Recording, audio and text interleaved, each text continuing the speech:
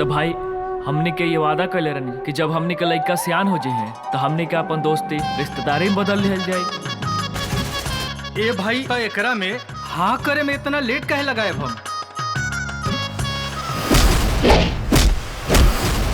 रूपवा के जादू मन भावन करके सिया से बरसेला सावन। कहाँ जाता नी? तोहरा के नहीं मालूम मामा के नेवता कर जात बनी। अरे बाबूजी तो बेसहारा लोगन का सर पे हाथ रखकर सहारा बने। हम उन्हीं के लड़की के कैसे भगा के ले जा सके? सीप से मोती सूरज के ज्योति हो न सकेला कब दूर। तुहरी से चाहत दिल के तू राहत प्यार भइल मजबूर। का मिलल बोला तोहके तिले तिल जराई के छोड़ी के तू गइलू जान जियते मुआई के।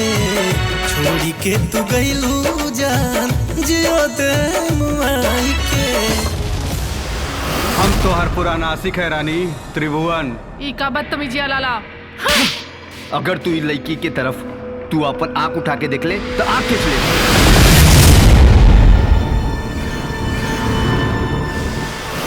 सब घोर के पिघल बा। शर्म का बात मत करी बाबूजी।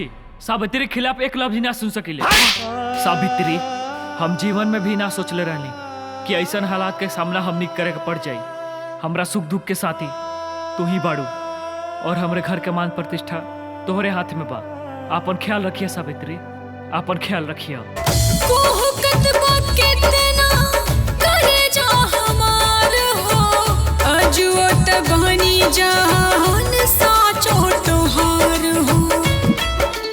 अरे सावित्री तू ठीक हो ना?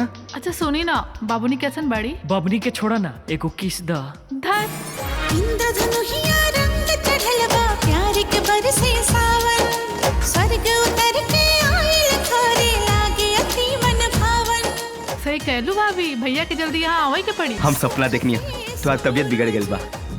तू हमार धड़कन में बसलू सावित्री। सम्राट हम तोरा से बहुत प्यार करीला लेकिन हम तोहार बहुत इज्जत करीला।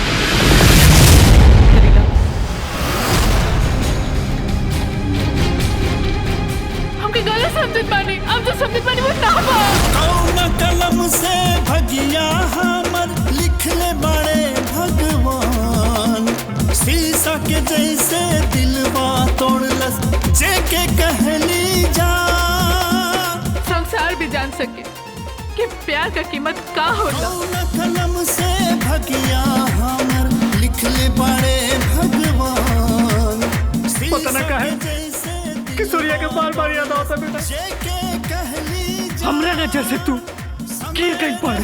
कमजोर तू गैला मुहवा मोड़ के। एक मंदिर प्यार के बनल रहे का पहला बोला तोड़ के। चलो रे। एक मंदिर प्यार के बनल रहे। बस तोहरा के मार दे, तोहरा के मार दे। हम मार दाम के मार दाम।